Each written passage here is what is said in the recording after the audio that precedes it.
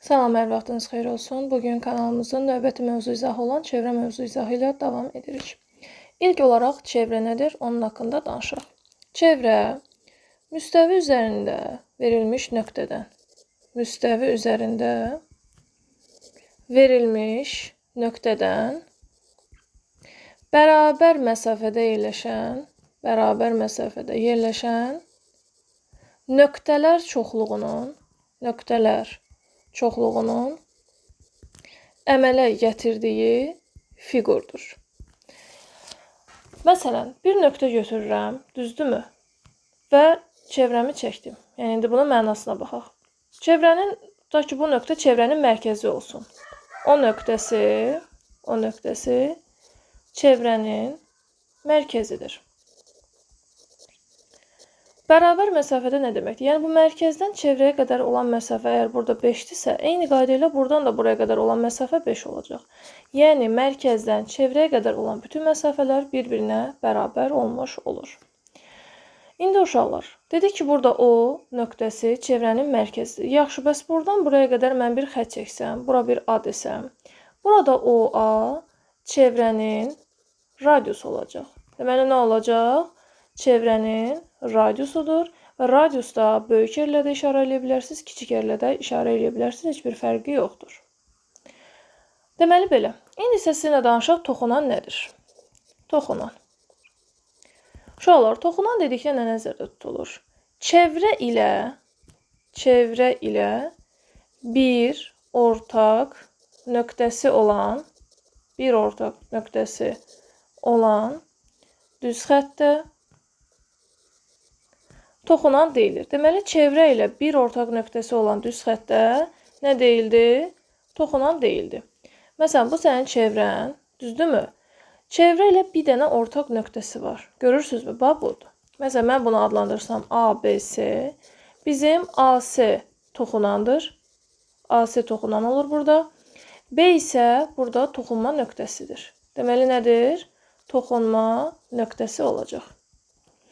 İndi, toxunanı bildik. Deməli, nə oldu toxunan? Çevrə ilə bir ortaq nöqtəsi olan düz xəttdə toxunan deyildi. İndi isə kəsəndən danışaq. Kəsən nədir? Kəsən isə çevrə ilə iki ortaq nöqtəsi olan düz xəttdir. Çevrə ilə iki ortaq nöqtəsi olan düz xətt isə kəsən adlanır. Nə deməkdir bu? Bu sənin çevrən, düzdürmü? Çevrə ilə iki ortaq nöqtə istəyirsən, məsələn, mən burada yazıram A, B, C, D. Baxın, uşaqlar, burada A, B çevrənin kəsənidir. Aydındır mı? Yəni, iki dənə ortaq nöqtəsi var. Baxın, biri C nöqtəsidir, biri də D nöqtəsidir. Bunlar sizin çevrə ilə olan iki ortaq nöqtəsidir. İndi, danışaq sizdən vətər. Vətər nədir? Vətər odur ki, uşaqlar, kəsənin çevrə ilə məhdudlaşmış hissəsidir. Kəsənin çevrə ilə məhdudlaşmış hissəsi nə deməkdir? Baxın, bu sizin çevrə, düzdürmü? Bu sizin kəsən. A, B, C və D. Bu kəsənin çevrənin içində qalan bu hissəsini görürsünüz, bu CD hissəsi. Baxın, bu hissə vətər adlanır. Yəni, CD bizdə çevrənin vətəri oldu. Ümid edirəm, buraya qədər aydındır. İnsə danışaq çevrənin ən böyük vətəri. Yəni, diametr. Diametr nədir, uşaqlar? Diametr çevrənin ən böyük vətəridir və yaxud da mərkəzdən keçən vətərdir. Yəni, iki halda da deyə bilərsiniz buna. Yəni, çevrənin ən böyük vətəridir də deyə bilərsiniz, mərkəzdən keçən vətər də deyə bilərsiniz. Bu sizin çevrə, düzdürmü? Bu sizin mərkəz. Buradan gəlib keçir, deməli bu vətər. Bunun adı nə oldu? Diametr adlandı. Deməli, AB nə oldu? Diametr oldu. Diametri biz D hərfi ilə işarə edirik. İndi biz demişdik ki, bu sənin çevrənin mərkəzi idi. Mərkəzdən çevrəyə qədər olan hissə radius adlandığına görə, O-dan B-yə qədər bir radiusdur, O-dan A-ya qədər də bir radiusdur. Axı bu bizdə diametr idi. Düzdür, bu diametrdir. Onda mən deyə bilərəm ki, diametr 2 dənə radiusun cəmi olduğuna görə diametr bərabərdir 2 dənə r-ə. Diametr 2 dənə radiusa bərabərdir. Bunu bildik. İndi isə danışaq sizinlə qövs. Qövs nədir? Qövs dedikdə çevrənin hər hansı bir hissəsi nəzərdə tutulur. Çevrənin hər hansı bir hissəsinə, qövs deyilir. Qövs deyilir. Məsələn, bunu göstərək. Bu sənin çevrən, düzdürmü?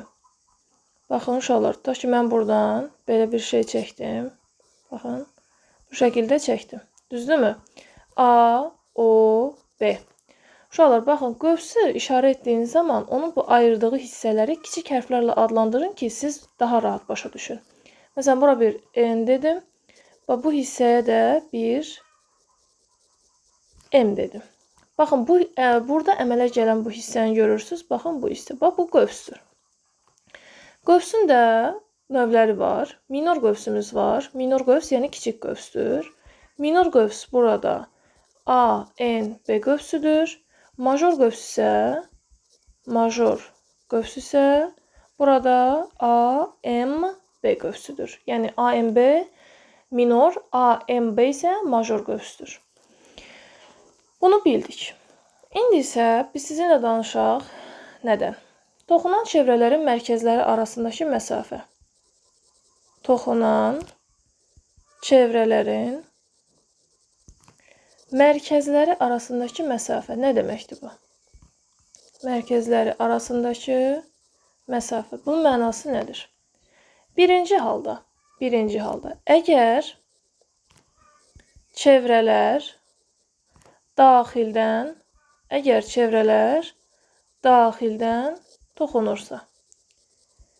Əgər çevrələr daxildən toxunursa, onların mərkəzləri arasındakı məsafə necə hesablanacaq? Uşaqlar, baxın, bu sizin bir çevrənizdir. Bu da sizin digər bir çevrənizdir. Uşaqlar, indi mən bunları tutaq ki, qoysam bu şəkildə. Bunlar daxildən toxunmuş olacaq. Bu sənin kiçik çevrənin mərkəzidir. Baxın, buradan buraya qədər kiçik çevrənin mərkəzini kiçik radiusla işarə edirəm. Bu da sənin böyük çevrənin mərkəzidir. Baxın, kiçik çevrənin mərkəzinə O1, böyük çevrənin mərkəzinə də O2 deyirəm. Baxın, bunu buradan birləşdirdim. Və bizdə bu hissədən buraya qədər olan məsafədə böyük radius adlanır. Və bu O1, O2 olan hissəni görürsünüz. Baxın, bu mərkəzlər arasındakı məsafədir. Deməli, bu nədir? Çevrələrin mərkəzləri arasındakı məsafədir. Yaxşı, bəs əgər bu çevrələr daxildən toxunursa, onların mərkəzləri arasındakı məsafə böyük radiusdan, yəni böyük çevrənin radiusundan kiçik çevrənin radiusuna çıxmaqla alınır. Niyə? Çünki bu böyük çevrənin radiusudur. Düzdürmü? Bu böyük R-dir. Bu da kiçik çevrənin radiusudur. Bu da kiçik R-dir. Mərkəzləri arasında bu qalan məsafəni tapmaq üçün sən gərək bu ümumi yoldan, belə deyək, kiçik bu yolu çıxmalısan ki, sən bu çevrələrin mərkəzləri arasındakı məsafəni tapasan. Nümunə göstərək buna aid biləni. Məsələn, deyir ki, çevrələr daxildən toxunur. Düzdür? Çevrələr daxildən toxunur. Sonra deyir ki, onların birinin radiusu, belə deyək, kiçiyinin radiusu 7, böyüyünün radiusu 12'dir. Sonra sizə deyir ki, mərkəzlər arasındakı məsafəni tap. Yenə də kiçiyinin radiusu 7'dir deyirsə, yəni sənin kiçik radiusun, kiçik R bərabərdir 7, böyüyünün radiusu 12'dir deyirsə, böyük radiusun da 12'dir. Və mərkəzlər arasındakı məsafədə böyük radiusdan kiçik radiusu çıxdıqda alınırdısa, onda mən burada yazacağım 12 çıx 7, yəni 5. Yəni bu şəkildə yaza bilərsiniz. Bu daxildən toxunmadır. Yaxşı. Əgər çevrələr xaricdən toxunsaydı. Əgər çevrələr xaricdən toxunsa. Əgər çevrələr xaricdən toxunsa, onların mərkəzləri arasındakı məsafə necə olacaq? Bu sənin kiçik çevrən, tutaq ki, bu da sənin böyük çevrən. Bu da sənin böyük çevrən. İndi bunları xaricdən toxundurduğumuz zaman, onların mərkəzləri arasındakı məsafə, bu sənin kiçik çevrənin mərkəzi O1, bu da sənin böyük çevrənin mərkəzi O2. Buradan buraya qədər olan məsafəni tapmaq üçün, təbii ki də, bura R, bura böyük R deyirik. Sən O1-dən O2-yə qədər olan məsafəni tapmaq üçün bunları toplamalısan. Yəni, D bərabərdir böyük R plus kiçik R. Yəni, buradan belə bir nəticə çıxarırıq ki, əgər çevrələr daxildən toxunursa, radiusları bir-birindən çıxırıq. Əgər çevrələr xaricdən toxunursa, radiusları bir-biri ilə toplayırıq. Nümunə göstərək. Məsələn, deyir ki, iki çevrə xaricdən toxunur. Xaricdən toxunur. Onların radiusları, tutaq ki, onların radiusları. Desək ki, 7 sm və 5 sm-dir. Sonra deyir ki, onların mərkəzləri arasındakı məsafəni tap. Yenə də, artıq xaricdən toxunur sözünü ki, eşitdin, gördün buradakı xaricdən toxunur sözü var. Bil ki, bunlar arasındakı məsafə radiusların cəmi olacaq. Yəni, 7 üstəgəl 5. Bu da bizə verdi 12 sm. Lap belə düz soru da bilmirsən. Xaricdən toxunur deyirsə, 2 dənə çevrəni xaricdən toxundurdum. Bax, belə bir şəkil çəkdik. Düzdürmü? Kiçiyinin radiusu 5-dir, böyüyünün radiusu da 7-dir. Mərkəzlər arasındakı məsafə deyəndə, yəni bu deyir ki, O1-dən O2-yə qədər neçə santimetr var arada? Yəni, nə qədər məsafə var arada? Yəni, məcbur sən 5 ilə 7-ni gərək cəmləməlisən ki, biləsən ki, bunlar arasındakı məsafə nə qədər olmuş olacaq. Bu oldu belə. Daxildən və xaricdən toxunanda. Yaxşı, bir də var ki, konsentrik çevrələr. Nədir? Deməli, konsentrik çevrələr. Konsentrik çevrələr nədir uşaqlar? Nə başa düşürsünüz konsentrik çevrələr deyəndə? Yəni, mərkəzləri eyni olan çevrələr. Deməli, nə oldu? Mərkəzləri eyni olan çevrələr konsentrik çevrələrdir. Bu sənin birinci çevrən, bu da sənin ikinci çevrən. Düzdürmü? Yəni, bunların mərkəzləri eynidir bir-biri ilə. Mərkəzləri eyni olan çevrələrə konsentrik çevrələr deyilir. Məsələn, burada mən bir O yazsam, yəni çevrənin mərkəzini göstərsəm, bu mərkəz həm kiçik çevrənin mərkəzi, həm də böyük çevrənin mərkəzidir. İndi buradan bir kiçik radius yazıram, bunu buradan uzadıram.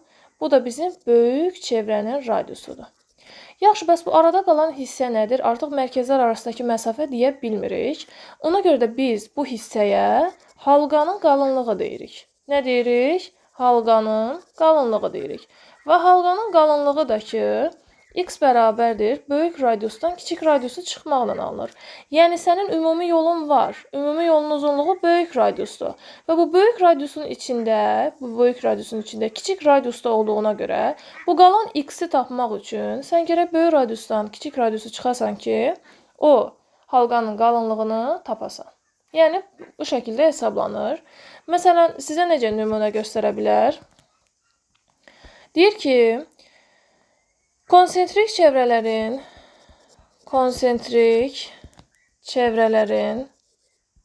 radiusları, məsələn, deyir ki, 3/7 nisbətindədir. Radiusları 3/7 nisbətindədir. Onlar arasında qalan halqanın qalınlığı, belə deyir ki, onlar arasındakı halqanın qalınlığı isə, deyir ki, məsələn, 12 santimetrdir. Düzdür?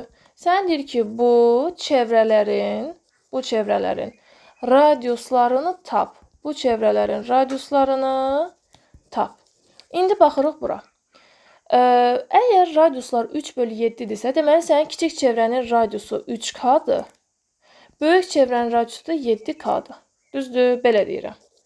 Ondan sonra halqanın qalınlığı. Biz bilirik ki, halqanın qalınlığını tapanda böyük çevrənin radiusundan kiçik çevrənin radiusunu çıxmalıyıq. Yəni x bərabərdir böyük çevrənin radiusu çıx kiçik çevrənin radiusu. Bu da bərabərdir 12. Böyük çevrənin radiusu 7K-dır, kiçik çevrənin radiusu da 3K-dır. Bərabərdir 12-yə. Yəni 4K bərabərdir 12-dirsə, K bərabərdir 12 böl 4-ə. Yəni K-nın qiyməti nə oldu? 3 oldu. İşimiz bitdimi? Xeyr. İndi mən bu çevrələrin radiuslarını tapmalıyam deyə. Mənim kiçik radiusum 3K-dır. Yəni 3 vur 3. 9. Çünki bu 3 vur K deməkdir uşaqlar. Böyük radiusum isə 7 vur K-dır. Yəni 7 vur 3, yəni 21. Deməli, buradan tapdım ki, mənim kiçik çevrəmin radiusu 9 cm, böyük çevrəmin radiusu isə 21 cm-dir. Ümid edirəm ki, buraya qədər aydındır. İndi isə buraya qədər hamısını başa düşdüksə, keçək sizinlə çevrədə bucaqlara. Çevrədə bucaqlar. Nə deməkdir bu? İndi ondan danışaq. Uşaqlar, çevrədə bucaqlar deyəndə çaşıb qalmayın. Çevrədə mərkəzi bucaq var və daxilə çəkilmiş bucaq anlayışı var. Yəni bunlar nə deməkdir? Birinci danışaq sizlə mərkəzi bucaq. Mərkəzi bucaq nədir? Cümləni tam yazaq. Mərkəzi bucaq. Mərkəzi bucaq dedikdə, deməli, təpəsi çevrənin mərkəzində. Təpəsi çevrənin mərkəzində. Çevrənin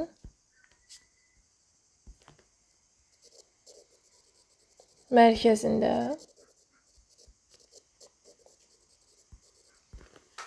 Və belə deyək, tərəfləri isə radius olan bucağa. Tərəfləri isə radius olan bucağa mərkəzi bucaq deyilir. Bucağa mərkəzi bucaq deyilir. Mərkəzi bucaq deyilir. Və bunu sadə şəkildə necə deyə bilərsiniz? Çevrənin mərkəzindən çıxan iki radiusun əmələ gətirdiyi bucağa. Çevrənin, belə deyək, çevrənin mərkəzindən çıxaq. Çevrənin mərkəzindən çıxan iki radiusun əmələ gətirdiyi bucaq. Məncə bu daha yaxşı oldu. Çevrənin mərkəzindən çıxan iki radiusun əmələ gətirdiyi bucaq mərkəzi bucaq adlanır. Mərkəzi bucağı necə təsvir edəcəyik uşaqlar? Baxın, bu sizin çevrənizin mərkəzi. Düzdürmü? O. Mərkəzdən çıxan iki dənə radius. Bax, buradan bir dənə radius çəkdim, buradan da bir dənə radius çəkdim. Bu radiusun arasında qalan bu bucaq mərkəzi bucaq adlanır. Deməli, bunun adı nə oldu? Mərkəzi bucaq oldu. Yaxşı, bəs bu mərkəzi bucaq nəyə bərabərdir, necə hesablanır? Uşaqlar, qayda budur ki, mərkəzi bucaq söykəndiyi qövsün, mərkəzi bucaq söykəndiyi qövsün dərəcəsinə bərabərdir. Nəyə bərabərdir? Mərkəzi bucaq söykəndiyi qövsün dərəcəsinə bərabərdir. Məsələn, bura bir A yazıram, bura bir B yazıram. Bu qövsə də, məsələn, bu qövsü görürsünüz, uşaqlar, bura qövsdür. Çevrənin hər hansı bir hissəsi. Burada bir M deyirəm. Burada bizim A, O, B mərkəzi bucaqdır. Mərkəzi bucaqdır. Bu A, O, B alfaya bərabərdir yazmışam da. Çünki onun içində alfa yazmışam. Bərabərdir alfa. Və bu alfa da söykəndiyi qövsə bərabərdir. Onun söykəndiyi qövsdə AMB qövsü olduğuna görə bərabərdir AMB yazmış olacaq. Deməli, bu oldu mərkəzi bucaq.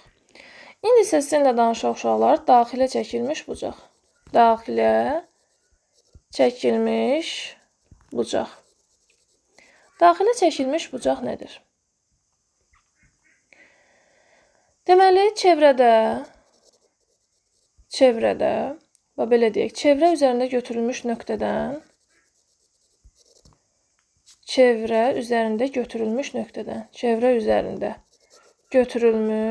nöqtədən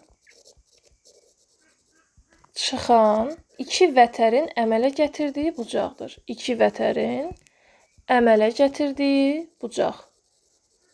Daxilə çəkilmiş bucaq adlanır. Yəni, çevrə üzərində hər hansı bir nöqtə götürürsən, bu nöqtədən iki dənə vətər çıxarırsan. Düzdür? Bu Bu vətərin əmələ gətirdiyi bucaq adlanır daxilə çəkilmiş bucaq. Baxın uşaqlar, burada A, B, C, bu qövsə də mən bir M deyirəm. Burada bucaq A, B, C bərabərdir alfa. Bu bir daxilə çəkilmiş bucaqdır. Deməli, nədir bu? Bir daxilə çəkilmiş bucaqdır. Və daxilə çəkilmiş bucağın qaydası da odur ki, uşaqlar, daxilə çəkilmiş bucaq söykəndiyi qövsün yarısıdır. Söykəndiyi qövsün yarısına bərabərdir. Yəni, bucaq ABC bərabərdir alfaya, o da bərabərdir. Onun söykəndiyi qövs, baxın uşaqlar, bu qövsdür. Bərabərdir AMC qövsü böl 2. Yəni, daxilə çəkilmiş bucaq nə oldu? Söykəndiyi qövsün yarısına bərabər oldu. Nümunə göstərək. Məsələn, mərkəzi bucaq və daxilə çəkilmiş bucağa aid bir nümunə göstərək. Məsələn, sizə şəkildə deyir ki, belə bir şəkil verir. Düzdürmü? Buradan bura, buradan da bura. A, O, B. Bura 60 deyir. Düzdürmü? Deyir ki, A, M, B qövsü bərabərdir sual. Bilirik ki, bu nədir? Bir mərkəzi bucaqdır. Mərkəzi bucaq da söykəndiyi qövsün dərəcəsinə bərabər olduğuna görə, əgər mərkəzi bucaq 60-dırsa, onda onun söykəndiyi qövs də 60 dərəcə olar. Yox, işdir, əgər bura 70 olsa, burada 70 olar. Bura 40 olsa, burada 40 olar. Yəni, mərkəzi bucaq budur ki, uşaqlar söykəndiyi qövsün dərəcəsidir. Daxilə çəkilmiş bucağa bir nümunə göstərsək uşaqlar, daxilə çəkilmiş bucaq. Baxın, bu sizin birinci vətər, bu da ikinci vətər. Məsələn, bura 40 olsa, dedik ki, daxilə çəkilmiş bucaq nəyə bərabərdir? Söykəndiyi qövsün yarısına. İndi, əgər bu daxilə çəkilmiş bucaq 40-dırsa, onun söykəndiyi qövsün dərəcəsi də 80 olacaq ki, daxilə çəkilmiş bucaq onun yarısına bərabərmiş. Yəni, 80-in yarısı bizə 40 verilmiş. Yəni, daxilə çəkilmiş bucaq nədir? Söykəndiyi qövsün yarısına bərabərdir. Yox, əgər bura 50 olsaydı, bura 100 olardı. Bura 60 olsaydı, bura 120 olardı. Yəni, daxilə çəkilmiş bucaq nədir? Söykəndiyi qövsün yarısına bərabər olar. İndi isə, əgər belə bir qaydamız var ki, daxilə çəkilmiş bucaq və mərkəzi bucaq, daxilə çəkilmiş bucaq və mərkəzi bucaq eyni qövsə söykənərsə, əgər daxilə çəkilmiş bucaq və mərkəzi bucaq eyni qövsə söykənərsə, daxilə çəkilmiş bucaq mərkəzi bucağın yarısına bərabərdir. Niyəsini göstərək. Mərkəzi bucağın yarısına bərabərdir. Baxın, bu sizin çevrəniz. Düzdürmü? Bu sizin daxilə çəkilmiş bucağınız. Bu sizin daxilə çəkilmiş bucağınız. Bu da sizin mərkəzi bucağınız. Düzdür? Bu da sizin mərkəzi bucağınız. A, B, C. İndi hər ikisi bu qövsə söykənib. Baxın, bu qövsü görürsünüz. Hər ikisi bu qövsə söykənib. Düzdürmü? Bu qövsə söykəndi. Buradakı bucağa bir alfa deyirəm. Buradakı bucağa bir beta deyirəm. Baxın, uşaqlar, bu mərkəzi bucaqdır. Əgər mərkəzi bucağın dərəcəsi alfadırsa, bunun söykəndiyi qövsün dərəcəsi də alfadır. Düzdür? Bu isə bir daxilə çəkilmiş bucaqdır. Daxilə çəkilmiş bucaqdır. Və daxilə çəkilmiş bucaq da söykəndiyi qövsün yarısıdır. Bunun söykəndiyi qövsə biz dedik ki, alfa. Düzdürmü? Onda bu beta nəyə bərabərdir? Alfa bölü 2. Bu alfa bizdə həm də mərkəzi bucaq olduğuna görə, onda mən buradan yazaram ki, mərkəzi bucaq böl 2. Mərkəzi bucaq böl 2 bizə daxilə çəkilmiş bucağı verir. Daxilə çəkilmiş bucağı vermiş olur. Ümid edirəm ki, başa düşmüşük. Məsələn, nümunə yazaq buna aid. Bu sizdə, məsələn, bir daxilə çəkilmiş bucaqdır. Bu sizdə mərkəzi bucaqdır. Düzdür, bura O, A, BS. Bu da M-dir. Əgər, baxın uşaqlar, bura 40-dırsa, bura 20 olacaq. Çünki daxilə çəkilmiş bucaq dedik ki, nəyə bərabərdir? Daxilə çəkilmiş bucaq bərabərdir mərkəzi bucağın yarısına. Mərkəzi bucağın yarısı, yəni mərkəzi bucaq bölü 2. Niyə? Çünki bura 40-dırsa, aşağıdakı qövsün dərəcəsi də 40 olacaq və bu daxilə çəkilmiş bucaq da bu qövsə söykənib. Yəni, hər ikisi eyni qövsə söykənib. Ona görə də daxilə çəkilmiş bucaq da söykəndiyi qövsün yarısı olduğuna görə 40 bölü 2 20 eləyir. Və yaxud da mən bunu daxilə çəkilmiş bucaq mərkəzi bucağın yarısıdır kimi yaza bilərəm. Yox, işdə əgər, məsələn, bura 40 verməyib, verib 60. Onda bura 30 olacaq. Buranı verib, məsələn, 100. Bura olacaq, məsələn, 50. Buranı verib 50, bura olacaq 25. Yəni, daxilə çəkilmiş bucaq və mərkəzi bucaq eyni qövsə söykənsə, daxilə çəkilmiş bucaq mərkəzi bucağın yarısına bərabər olacaq. İndi isə sizlə danışaq eyni qövsə söykənən daxilə çəkilmiş bucaqlar haqqında. Uşaqlar, yadınızda saxlayın ki, əgər daxilə çəkilmiş bucaqların hamısı eyni qövsə söykənərsə, eyni qövsə söykənən, daha doğrusu, söykənən daxilə çəkilmiş bucaqlar bərabərdir. Eyni qövsə söykənən daxilə çəkilmiş bucaq niyə bərabər olur? İndi onu göstərək. Bu sənin çevrən. Düzdürmü? Ta ki, bir dənə daxilə çəkilmiş bucağın budur. Bu sənin bir daxilə çəkilmiş bucağın. Düzdürmü? A, B, S. Və bunun söykəndiyi qövs buradır. Düzdür? Söykəndiyi qövs haradır? A, M, B. Bir dənə də daxilə çəkilmiş bucaqlar çəkdik. Bu da sənin digər daxilə çəkilmiş bucağın. Bu da bu qövsə söykənib. Düzdür? Bir dənə də üçüncü bir daxilə çəkilmiş bucaq çəkirəm. Burada bir Y deyirəm. Uşaqlar, baxın. Əgər mənim bu qövsümün dərəcəsi tutaq ki 100 dərəcə olsa, mənim bu daxilə çəkilmiş bucağım var. Baxın, ASB bucağı. Bu ASB bucağı onun yarısı olduğuna görə 50 olacaq. Eyni ilə bu ADS, ADB daha doğrusu. ADB daxilə çəkilmiş bucağı da bu qövsə söykəndiyi üçün söykəndiyi qövsün yarısı olur, yəni 50 olur. Eyni qayda ilə AYB söykəndiyi qövsün yarısı olduğuna görə burada nə olur? 50 olur. Yəni, sözümün canı, hər ikisi, hər üçü, 2 ya da 3 dənə fərqi yoxdur, neçə dənə verərsənsə. Hər 3 ya da hər 2 daxilə çəkilmiş bucaq eyni qövsə söykəndiyi üçün bunların hamısının dərəcələri bir-birinə bərabərdir. Yəni, bucaq A, Y, B bərabərdir bucaq A, D, B-yə. Bucaq A, S, B-yə. O da nəyə bərabərdir? Söykəndiyi qövsün yarısına. Onun söykəndiyi qövs AMB olduğuna görə AMB-nin yarısı olacaq. Yəni, mən bura 100 desəm, 50, 50 və 50 olmuş olacaq. İndi isə danışaq sizlə diametrə söykənən daxilə çəkilmiş bucaqlar. Uşaqlar, qayda belədir ki, diametrə söykənən daxilə çəkilmiş bucaqlar 90 dərəcədir. Diametrə söykənən daxilə çəkilmiş bucaq 90 dərəcədir. Niyəsini göstərək indi. Bu sənin çevrən. Düzdürmü?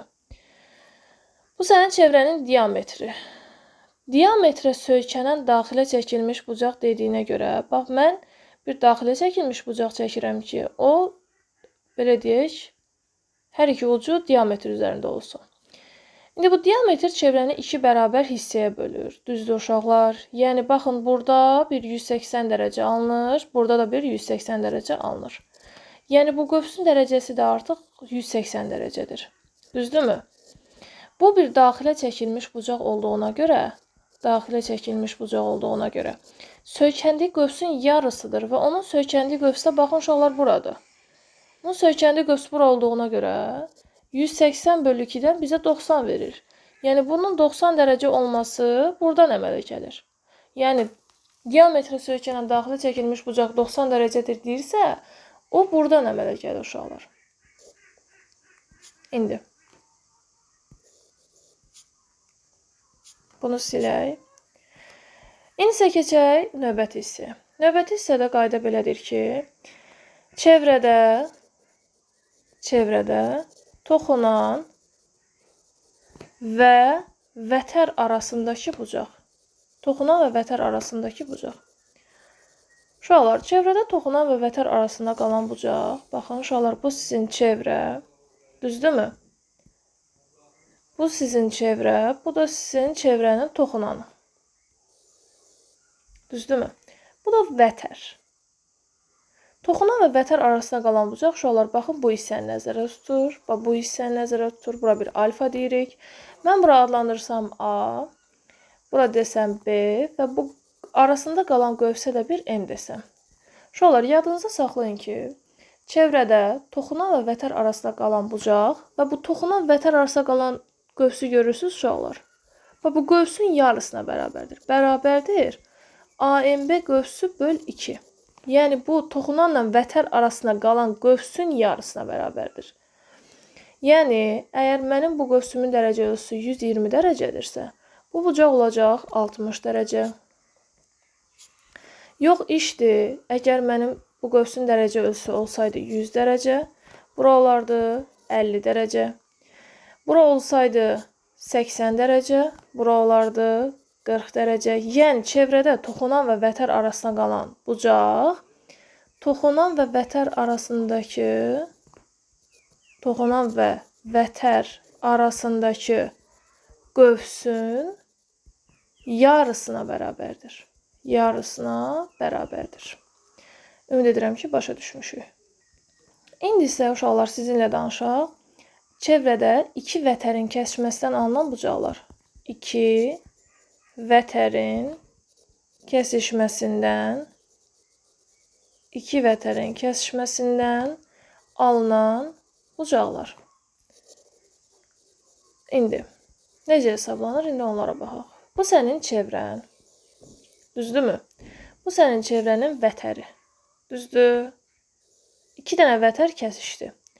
A, B, C, D. Bunlar da sənin kəsişən vətərlərindir. Bu vətərlər arasındakı qalan bucağı deyirsə, bax, bunu nəzərdə tutacaq. Tutaq ki, məsələn, bu qövsə bir M deyirəm, bu qövsə də bir N deyirəm. İki kəsişən vətər arasında qalan bucağı tapanda həmin o qövsləri toplayırıq və bölürük 2-yə. Deməli, çevrədə iki kəsişən vətər arasında qalan bucaq qövslərin cəminin yarısıdır. Məsələn, buranı sənə verib 80, buranı sənə verib 60, yəni qövsün dərəcəsi. Bu da bizə nə verəcək? 80 dərəcə plus 60 dərəcə böl 2. O deyilir 140 dərəcə böl 2, o da bizə verir 70 dərəcə. Yəni, çevrədə iki vətərin kəsişməsindən alınan bucaqlar qövslərin cəminin yarısına bərabərdir. İndi isə sizinlə danışaq. Çevrədə iki kəsən arasında qalan bucaq. İki kəsən arasındakı bucaq. Nə deməkdir? Yəni, bunun qaydası nədir? Məsələn, bir çevrən var. Düzdürmü?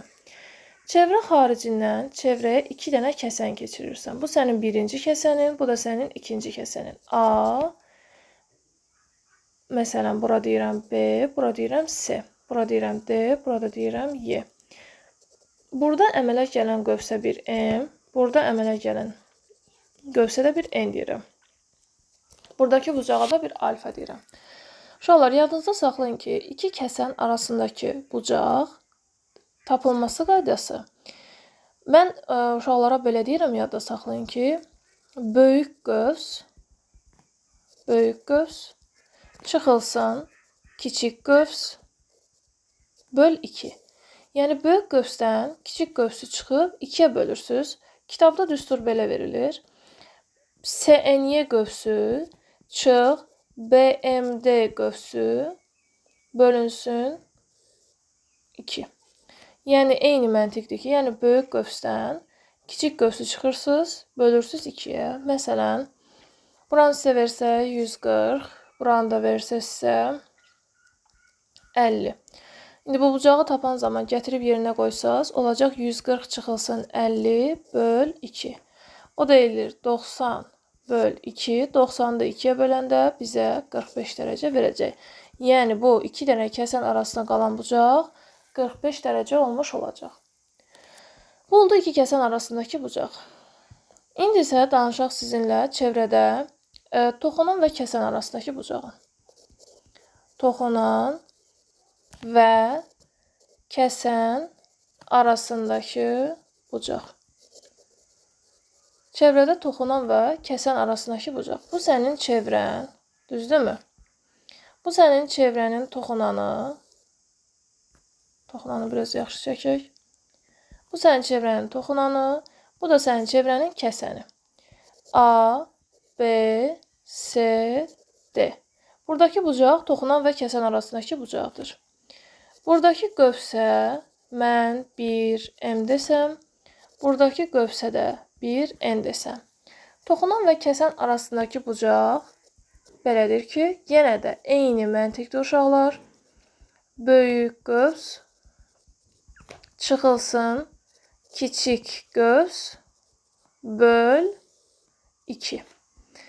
Yəni, belə də yaza bilərsiniz. BMD qövsü çıx BNC qövsü bölünsün 2-yə. Yəni, bu oldu çevrədə toxunan və kəsən arasındakı bucaq. Məsələn, bura 100 desəm, burada 40 desəm, olacaq, məsələn, 100 çıx 40 böl 2. O da eləyir 60 böl 2-dən, buranı tapdıq ki, 30 dərəcədir. Yəni, bu bucaq 30 dərəcə olmuş olacaq. Deməli, biz sizinlə danışdıq ki, çevrədə iki kəsişən vətər arasındakı bucaq qövslərin cəminin yarısıdır.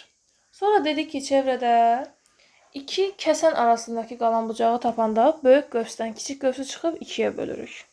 Eyni məntiq çevrədə toxunan və kəsən arasındakı bucaq üçün də keçərlidir ki, toxunan və kəsən arasında qalan bucağı tapanda böyük qövsdən kiçik qövsü çıxıb 2-yə bölürsünüz. Və təbii ki də bizdə 2 toxunan olanda necə olacaq? İndi ondan danışaq. Çevrə xaricindəki nöqtədən çevrəyə 2 toxunan çəkdikdə toxunanlar arasındakı bucaq.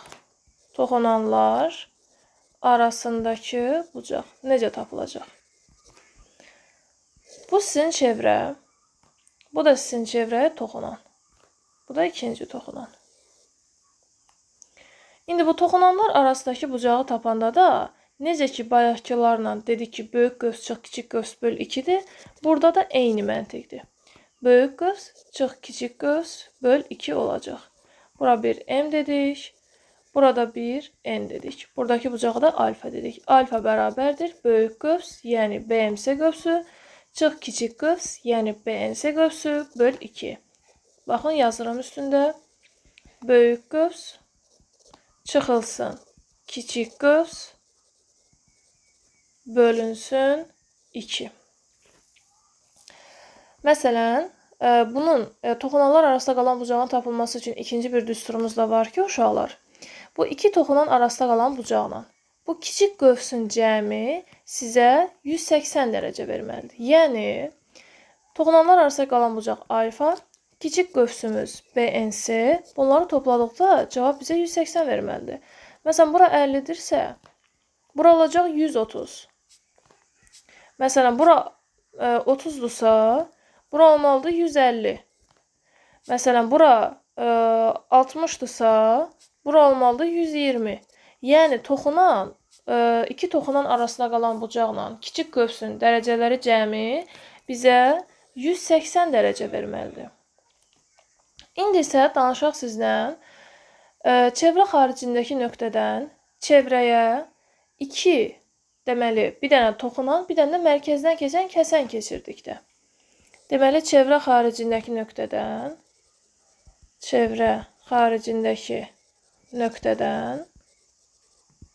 çevrəyə toxunan və mərkəzdən keçən kəsən keçirdikdə. Mərkəzdən keçən kəsən keçirsək. Mərkəzdən keçən kəsən keçirsək. Bu zaman hansı əlaqə olacaq? Bu sənin çevrən, bu sənin toxunanın və bir də mərkəzdən keçən bir kəsən çəkirəm buradan. Mərkəzdən keçən bir kəsən keçirirəm. Adlandırıram A, B, C, D. Uşaqlar, baxın bu bucaq. Bu qövsə deyirəm bir N, bu qövsə deyirəm bir M. İndi bəs bunlar arasındakı əlaqə nədir? Çevrə xaricindəki nöqtədən çevrəyə toxunan və mərkəzdən keçən kəsən keçirdikdə kiçik qövslə, yəni bu BNC qövsü bizdə kiçik qövsdür. Kiçik qövslə bu alfanı topladığımız zaman bizə 90 dərəcəni verməlidir. Amma böyük qövsdən, yəni bu BMD qövsü ilə BMD qövsündən, daha doğrusu, alfanı çıxdığımız zaman isə bizə 90 dərəcə verməlidir. Yəni, kiçik qövs, üstəgəl alfa bizə 90 dərəcə verməlidir. Böyük qövsdən isə, bu böyük qövsdən isə alfanı çıxdığımız zaman bizə 90 verməlidir. Uşaqlar, niyə 90? Baxın, biz bunları tərəf-tərəfə toplasaq, alıram ki, BNC qövsü üstəgəl BMD qövsü, buradan alfalar gedir, qalır 180 dərəcə və bu mərkəzdən keçdiyinə görə yuxarıdakı qövsə 180, aşağıdakı qövsə də 180 qalır. Ona görə də bu qövslə, bu qövsün cəmi avtomatik bizə 180 verməlidir. Aydındırmı? Ona görə biz bunu bu şəkildə yazdıq. İndi, keçdik növbəti hissəyə. Növbəti hissədə qaydamız belədir ki, çevrə xaricindən, uşaqlar baxın, əgər siz bir çevrə çəksəksiniz, çevrə xaricindəki nöqtədən çevrəyə bir toxunan, buradan çəkdiniz, baxın uşaqlar, bu sizin birinci toxunan və buradan da ikinci bir toxunan çəkdiniz. Düzdürmü? İkinci bir toxunan çəkdiniz. Və bu toxunandan əlavə bir dənə də mərkəzdən keçən bir kəsən keçirdiniz. Düzdür? Mərkəzdən keçən bir kəsən keçirdiniz. Bu zaman bu kəsən tənbölən rolunu oynayır uşaqlar. Baxın. Alfa, alfa. Eyni qayda ilə mən bunu buradan birləşdirsəm, və burada da bu bucaq tənbölən rolunu oynamış olacaq. Yəni, mən adlandırsam A, O, B, C. Bucaq A, B, O bucağı. Baxın uşaqlar, A, B, O burada. Görürsünüz, yəni alfa bucağının olduğu yer. Bucaq O, B, C-yə bərabərdir. Bucaq O, B, C-yə bərabərdir. Eyni qayda ilə bucaq A, O, B, bucaq A, O, B bərabərdir. Bucaq B, O, C-yə. Yəni, bunlar bir-birinə bərabərdir. Sonra biz sizə nə deyə bilərik uşaqlar? Baxın bura. Paralel vətərlər arasındakı qövslər bərabərdir. Paralel vətərlər arasında qalan qövslər bərabərdir. Paralel vətərlər arasında qalan qövslər bərabərdir nə deməkdir? Baxın, bu sizin çevrə. Bu sizin vətərləriniz. Baxın, bu sizin bir vətər. Bu da sizin bir vətər. A, B, C, D. Əgər şərtdə sizə desək ki, AB vətəri CD vətərinə paraleldir, onda bu hissə, baxın uşaqlar, bu qövsdür. Bura bir N, burada bir N deyirəm. Onda mən rahatlıqla yaza bilərəm ki, AMC qövsünün dərəcəsi BND qövsünün dərəcəsinə bərabərdir. Yəni, bura əgər 40 dərəcədirsə, avtomatik burada 40 dərəcə olur. İşdə əgər bura 50 dərəcədirsə, burada 50 dərəcə olur. Yəni, paralel vətərlər arasında qalan qövslər bir-birinə bərabərdir. İndi isə keçək növbəti hissəyə. Uşaqlar, növbəti hissədə bizə belə deyir ki, belə bir şəkildir. Bu sənin, tutaq ki, diametrindir. A, B diametrindir. Bu da sənin bir vətərindir. Uşaqlar, əgər AB diametri CD vətərinə perpendikulyardırsa, bilirsiniz ki, diametrdə özü bir vətərdir. Ümumiyyətlə, qaydanı belə yadda saxlayın ki, əgər vətərə perpendikulyar endirsən, vətər yarıya bölünər. Nə deməkdir bu? İndi mən bura dedik ki, bunlar perpendikulyardır da bir-birinə. Biz vətərə bir perpendikulyar endirmişik. Hansı vətərə endirmişik? CD vətərinə. Ona görə də bu CD yarıya bölünmüş olacaq. Aydındırmı? Yəni, mən bura bir M desəm, CM bərabər olur MD-yə. Çünki vətərə perpendikulyar endirəndə vətər yarıya bölünür. Eyni zamanda, baxın uşaqlar, buradakı qövsə mən bir K desəm, buradakı qövsə bir P desəm, buradakı qövsə bir M desəm, buradakı qövsə də bir N desəm. Bu hissələr uyğun olaraq ştrixlədiyim hissələr də bir-birinə bərabərdir. Yəni, AKS qövsü APD qövsünə bərabərdir. CMB qövsü də DMB qövsünə bərabərdir. Yəni, mən buradan yazaram ki, AKS qövsü bərabərdir APD qövsünə, eyni zamanda CMB qövsü bərabərdir DNB qövsünə. Yəni, buradan belə bir nəticə çıxarırıq. Deyirik ki, əgər vətərə perpendikulyar endirsən, vətər yarıya bölünər və uyğun olaraq qövslər də bir-birinə bərabər olacaq. İndi isə biz sizinlə uşaqlar çevrədə metrik münasibətlərdən danışaq. Çevrədə metrik münasibətlər nədir? Hansılardır? İndi onlardan danışaq. Çevrədə metrik münasibətlər. İlk olaraq çevrədə metrik münasibətlərdən biri budur ki, toxunma nöqtəsindən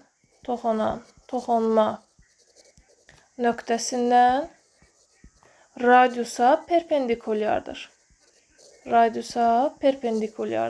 Toxunma nöqtəsindən radiusa perpendikulyardırsa, onda biz bunu belə çəkəcəyik. Bu sizin toxunan, bu da sizin radius. Toxunma nöqtəsindən radiusa perpendikulyardır. Yəni, radiusla 90 dərəcəlik bucaq əmələ gətirir. Sonra, ikinci metrik münasibətimiz budur ki, uşaqlar, əgər sizdə çevrə xaricindəki nöqtədən çevrəyə 2 dənə toxunan çəksəz, burada çevrənin xaricindəki bu nöqtədən çevrəyə qədər olan hissələr bərabərdir. Yəni, bu hissə, yəni OA bərabər olacaq OB-yə. Yəni, bura 5-dirsə, burada 5-dir. Aydındırmı? Məsələn, bura 6 olsa, burada 6 olacaq. Yəni, çevrə xaricindəki nöqtədən çevrəyə toxunan çəksən, bu toxunma nöqtəsindən o nöqtəyə qədər olan məsafə bir-birinə bərabər olacaq. Sonra, növbəti bir qaydamız belədir ki, uşaqlar, məsələn, çevrədir. Çevrə xaricindəki nöqtədən çevrəyə 2 dənə kəsən keçirirsən. 2 dənə kəsən keçirdim. Bura A dedim, bura B dedim, bura C də, bura D. İstədiyiniz kimi adlandıra bilərsiniz. Uşaqlar, mən belə adlandırıram. Qayda belədir ki, uşaqlar, siz bunlar arasındakı əlaqə yaratmaq istəyirsiniz. Birinci belədir. Çöldəki hissə, baxın, belə yadda saxlayın. Çöldəki vurulsun bütöv kəsən bərabərdir. Yenə digər tərəfdən çöldəki vurulsun bütöv kəsən. Yəni, qayda budur. Bütöv kəsən. Yəni, çöldə qalan hissə nədir? Bizdə A. Bütöv kəsənimiz nədir uşaqlar? A plus B. Bərabərdir. Aşağıya keçdik. Çöldəki bizdə nədir burada? C. Düzdür. Bütöv kəsənimiz nədir? C plus D. Yəni, çevrə xaricindəki nöqtədən çevrəyə 2 dənə kəsən keçirdikdə, kəsənin çöldəki hissəsi vurulsun bütöv kəsən, eyni zamanda bərabərdir. Digər kəsənin çöldəki hissəsi vurulsun bütöv kəsən. Yəni, bunlar arasındakı əlaqə budur. Məsələn, sizə deyəcək ki, bu sizin çevrəyə oxşamadı bu. Bu sizin çevrə. Bura yazıram, tutaq ki, 4, bura yazıram 5, bura yazıram 3, bura yazıram x. Deməli, belə olacaq. 4 vurulsun 4 plus 5, tutaq ki, bərabərdir 3 vurulsun 3 plus x. Yəni, 4 vur 9 bərabərdir 3 vurulsun 3 plus x-ə. Baxın, uşaqlar, 3 3-ə 1 dəfə, 9 3-ə 3 dəfə. 4 dəfə 3 elədi 12. 12 bərabərdir 3 plus x-ə. X də bərabərdir 12 çıx 3-ə. 12-dən də 3 çıxdıq, bizə 9 verdi. Yəni, bu hissə 9 cm olacaq. Bu oldu çevrə xaricindəki nöqtədən çevrəyə 2 kəsən keçirdikdə. Yaxşı, biri toxunan, biri kəsən olduqda. Çevrə xaricindəki nöqtədən çevrəyə bir toxunan və bir kəsən keçirdikdə. Çevrə xaricindəki nöqtədən çevrəyə bir toxunan və bir kəsən keçirdikdə həmin hissələr arasındakı əlaqə necə olacaq? Uşaqlar, baxın, bu sizin toxunan, bu sizin toxunan, bu da sizin kəsən. A, B, C. Belədir ki, uşaqlar, artıq bunun ikinci bir hissəsi olmadığına görə, yəni içəridə qalan bir hissəsi olmadığına görə, bu artıq olacaq. Qayda belədir. Toxunanın kvadratı bərabərdir kəsənin çöldəki hissəsi vurulsun bütöv kəsən. Yəni, toxunanın kvadratı, yəni A-nın kvadratı bərabərdir çöldəki hissə B vurulsun bütöv kəsən B plus C. Deməli, bu nə oldu? Çevrə xaricindəki nöqtədən çevrə bir toxunan, bir dənə də kəsən keçirdiyimiz zaman həmin hissələr arasında qalan əlaqə. İndi buna aid bir dənə nümunə göstərək. Məsələn, uşaqlar, baxın, bunu görürsünüz. Da ki, bu sizin toxunandır, bu da sizin kəsəndir. Düzdür? Buranı 6 verib, buranı 3 verib, buranı da x verib. İndi mən yazacağım ki, 6-nın kvadratı bərabərdir 3 vurulsun 3 plus x-ə. Yəni, 36 bərabərdir 3 dəfə 3, 9, 3 dəfə x, 3x. Bunu çıxartdım digər tərəfə. 36 çıx 9 bərabərdir 3x-ə, 27 bərabərdir 3x-ə, x də bərabərdir 27 böl 3. 27-ni də 3-ə böləndə bizə 9 verəcək. Yəni, bu hissənin uzunluğu 9 oldu. İndi isə sizinlə danışaq, uşaqlar. Əgər çevrədə iki kəsişən vətər varsa, bu zaman hissələri soruşacağım indi. İki kəsişən vətərin ayırdığı hissələr arasındakı əlaqə. Ayırdığı hissələr arasındakı əlaqə. İki kəsişən vətərin ayırdığı hissələr arasındakı əlaqə nədir? Bu sizin vətərlərinizdir. Birinci vətər, ikinci vətər, A, B, C, D. Buradakı əlaqə odur ki, uşaqlar, baxın, A-nın B-yə hasili C-nin D-yə hasilinə bərabərdir. Yəni, A vurulsun B bərabərdir, C vurulsun D-dir. A-nın B-yə hasili C-nin D-yə hasilinə bərabərdir. Nümunə yazaqmı? Əlbəttə yazaq. Məsələn, bu sənin çevrən, bu sənin çevrən. 2 dənə vətər kəsişdi. 2 vətər kəsişdi. Bura 4 deyirəm, bura 6 deyirəm, bura 3 deyirəm, bura x olacaq. Nə olacaq? 4-ün 6-ya, 3-ün də x-ə. 24 bərabərdir 3 vur x. Tənlikdir uşaqlar, vurma olarsa bölmə olur. Yəni, x-i tapmaq üçün. 24-ü 3-ə bölürük, o da bizə 8 verir. İndi isə biz sizinlə danışaq, uşaqlar, dördbucaqlının daxilinə və xaricinə çəkilmiş çevrələr haqqında danışaq. Dördbucaqlının daxilinə və xaricinə çəkilmiş çevrələr.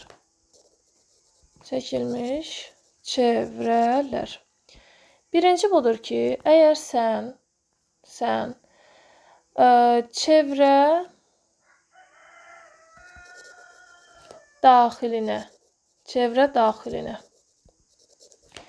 dördbucaqlı çəksən, çevrə daxilinə bir dördbucaqlı çəksən, dördbucaqlı çəkdikdə, bu zaman qarşı bucaqların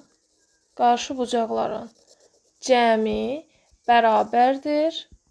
O da bərabərdir 180 dərəcə. Nə deməkdir bu? Bir dənə çevrə çəkirsən. Çevrənin daxilinə bir dördbucaqlı çəkirsən. Bu sənin dördbucaqlın. Düzdürmü? Çevrənin daxilinə bir dördbucaqlı çəkdin. Burada dedik ki, qarşı bucaqların cəmi 180 dərəcədir. Qarşı bucaqlar hansılardır? A ilə C. Düzdür? Yəni, bucaq A üstəgəl bucaq C 180 dərəcədir.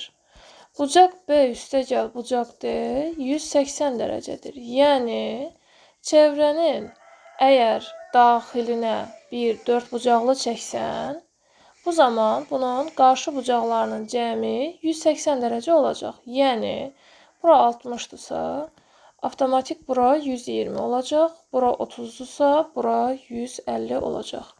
Yəni, bu qayda ilə gedirik. İndi isə bunu bildik. İndi isə biz çevrənin xaricinə bəs çəksək dördbucaqlı necə olacaq? Çevrə xaricinə dördbucaqlı çəkdikdə isə çevrə xaricinə dördbucaqlı çəkdikdə bu zaman qarşı tərəflərin cəmi bərabərdir. Qarşı tərəflərin cəmi nə deməkdir? Baxın, bir dənə çevrə, düzdürmü? Bunun xaricinə bir dördbucaqlı çəkməlisiniz. Baxın, bu sizin çevrə xaricinə çəkilmiş dördbucaqlı. Bunun xaricinə bir dördbucaqlı çəkdiniz. Bura A, B, C, D. Qarşı tərəflər deyəndə A plus B bərabərdir C plus D olacaq. Yəni, bu da oldu bizdə çevrə xaricinə dördbucaqlı çəkdikdə bunun qarşı tərəflərinin cəmi bir-birinə bərabər olmuş olacaq.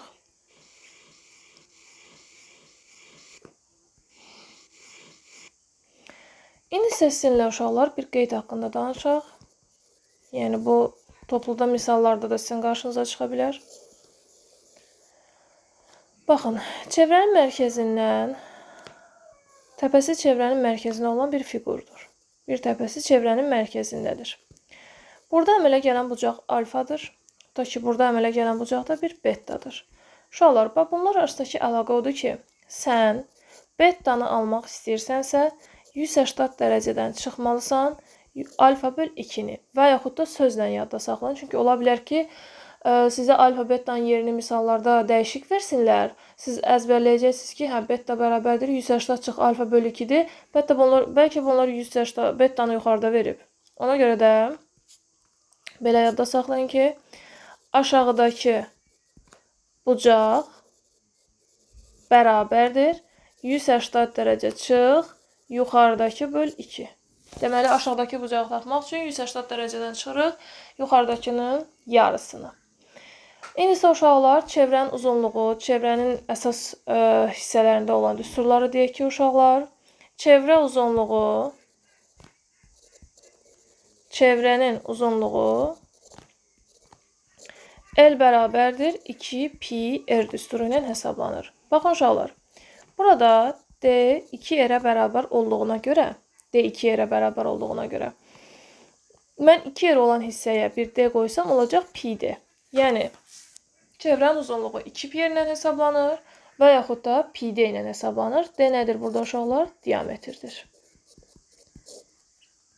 Sonra, bəs pi ədədi necə alınır? Pi ədədindən də danışaq uşaqlar. Pi ədədi odur ki, çevrənin uzunluğunun onun diametrinə olan nisbətidir. Çevrənin uzunluğu 2 pi r ilə hesablanır. Diametrdəki 2 r ilə hesablanır. Buradan 2-lər getdi, r-lər getdi və buradan pi ədədini almış olduq və pi ədədi də təqribən 3,14-ə bərabərdir. Yəni, nə oldu pi ədədi? Çevrənin uzunluğunun, onun diametrinə olan nisbəti bizə pi ədədini verir. Sonra, bizə lazımdır uşaqlar, çevrə qövsünün uzunluğunun tapılması. Çevrə qövsünün uzunluğunun tapılması. Çevrə qövsünün uzunluğunun tapılması üçün 2 dənə düsturumuz var. Əgər alfa bucaq kimi verilsə, bir də alfa radian kimi verilsə. Radian nədir uşaqlar? Qısa bir izah kimi keçək. Radian sürətində pi olan ifadədir. Belə yadda saxlayın. Məsələn, pi böl 2 kimi versə, pi böl 3 kimi versə, pi böl 4 kimi versə, aydındır mı? Yəni, orada mərkəzi bucağın dərəcəsini əgərsə radian kimi versə. Deməli, bu nədir? Mərkəzi bucağın dərəcəsi. Əgər mərkəzi bucağın dərəcəsi bucaq kimi verilsə, L qövs L qövs bərabərdir pi r alfa böl 180.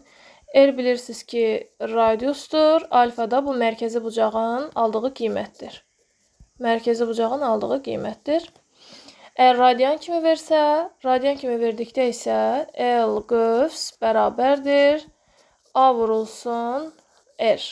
Yəni A burada radianı ifadə edir. Məsələn, nümunə göstərək. Bir də bunu şəkildə məsələn necə təsvir edəcəklər, indi onu da göstərək. Məsələn, bu sənin mərkəzi bucağın. Baxın, o dediyim bucaq, alfa bucağı bu hissəni nəzərdə tutur. Baxın, uşaqlar, bu alfa buradakı bucaqdır. Əgər bunu dərəcə kimi versə, bu düsturdan istifadə edəcəksiniz. Radian kimi versə, bu düsturdan istifadə edəcəksiniz. Bura radius, bu da radiusdur. Bu da sizin qövsünüzdür. L qövs. Deyir ki, isə mərkəzi bucağın dərəcəsi, məsələn, nümunə göstərək. Mərkəzi bucağın dərəcəsi, məsələn, 60 dərəcədir və radiusu 4 santimetrdir. İsə deyir ki, qövsün uzunluğunu tap. İndi, qövsün uzunluğunu tapmaq üçün L qövs bərabərdir pi r alfa böl 180-dən istifadə edirəm. Yəni, pi vurulsun radiusumuz 4, alfamız 60 dərəcədir, bölünsün 180 yazıram. Düzdürmü? 60-dan 180 gedir, 3 qalır. Burada da qalır 4 pi böl 3. Yəni, qövsün uzunluğu 4 pi böl 3 olmuş olacaq. Ümid edirəm ki, hamı üçün aydındır uşaqlar. Növbəti dərs izahlarında görüşərik.